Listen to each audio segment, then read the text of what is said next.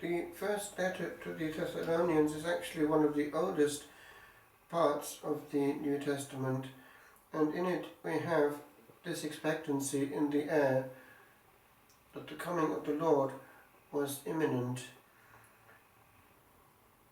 We have St. Paul inviting his listeners, therefore, to be ready and to be living in holiness as though the Lord were at hand. May the Lord make you increase and abound in love. That we need to do. As St. John of the Cross reminds us, at the eve of life we will be examined on love. I remember giving this message to Augustinian nuns, Siate, one time. Yours is a factory of love. St. Augustine was a heart surgeon. He wanted love amongst the brethren.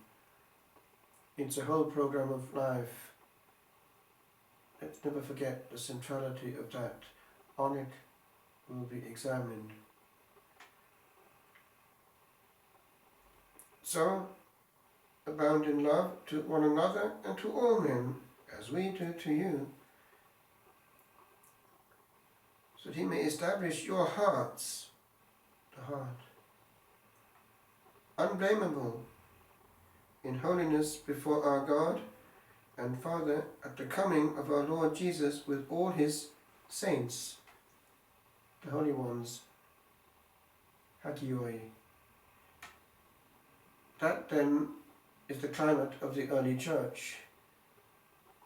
And John Paul II, writing at the beginning of this millennium, in Novo Millennio Ineunte, indicated that to ask for baptism was to ask to become a saint.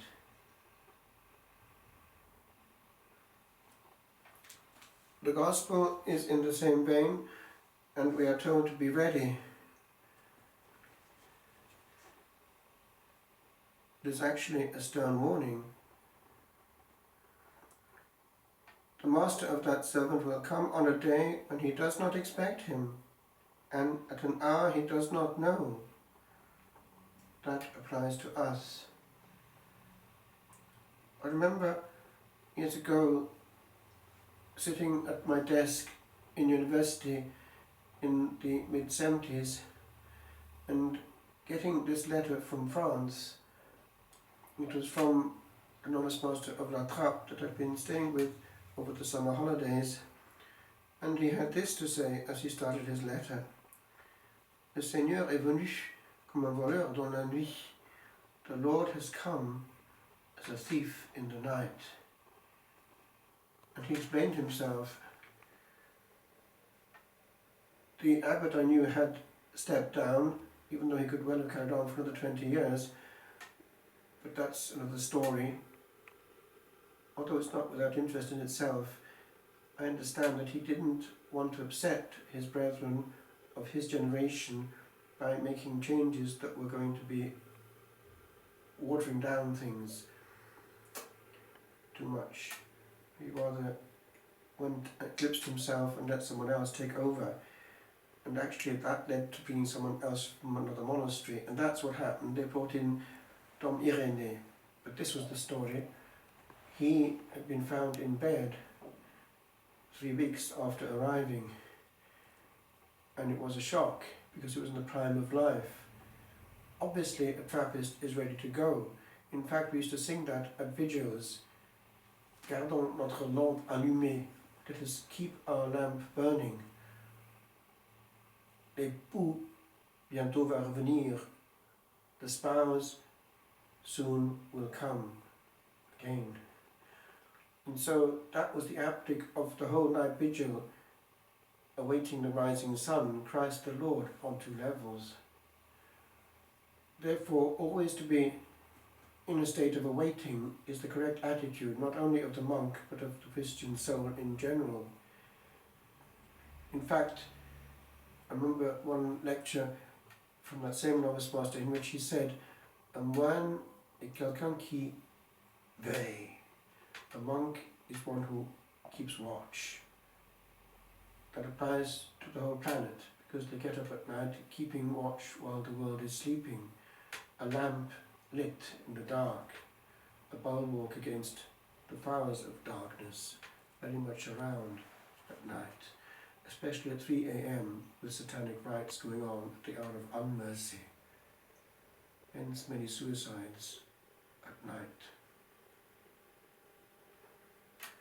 And in fact it was written on the big doors which were openable, stained glass window doors leading from one of the cloisters, one of the 4 cloisters, to the graveyard in front. And when there was a death, or when we had a procession on All Souls Day, we opened those doors, and on them were these 2 crosses, beautiful stained glass windows. Cistercienses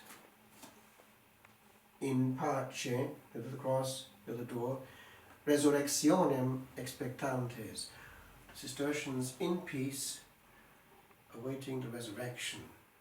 And when one of the brethren died, there was no coffin, the body was put in, and the sods of earth straight on his head, over the hood, and one saw him go into victory.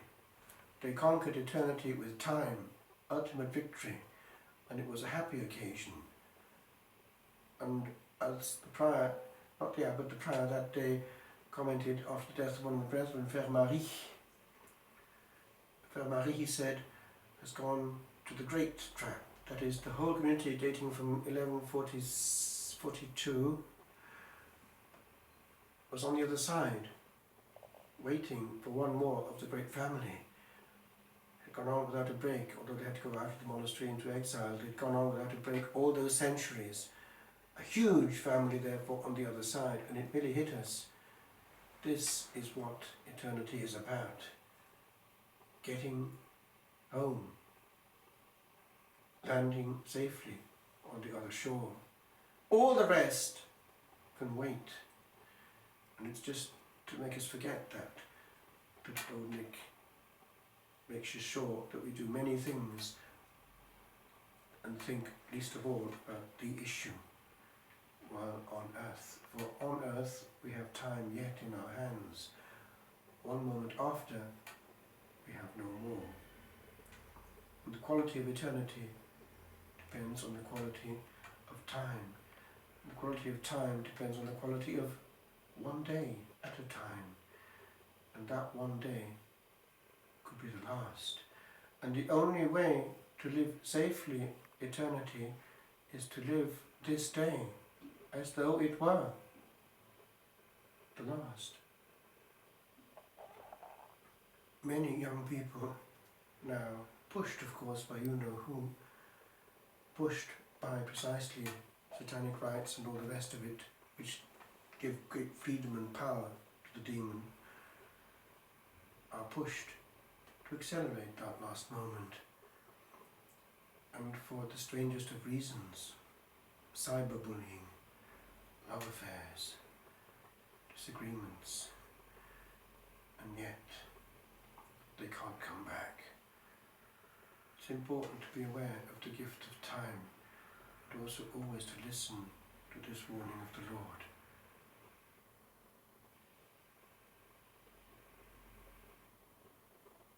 The Master will come on a day he does not expect him.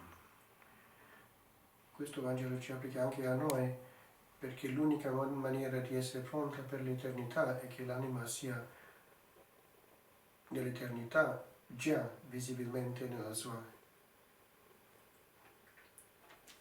postura. Il tempo davanti all'eternità è un punto. L'importante è di calcolare i danni che si fa con tempo mal usato. Chiediamo questa grazia di prendere sul serio il gioco della vita e di vivere l'eternità già in anticipazione reale, come se fosse l'ultimo giorno, hic et nunc, e così solo possiamo essere pronti E come dice il Signore, il Maestro tornerà quando meno se l'aspetta.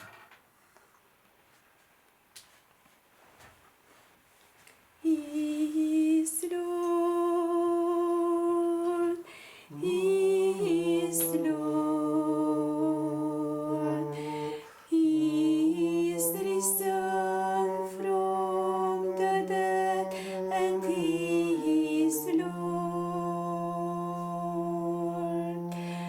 Every knee shall bow, every tongue confess that Jesus Christ is Lord. He is Lord. He is Lord. He is risen from the dead, and He is Lord. Every knee shall bow, every tongue confess that Jesus Christ is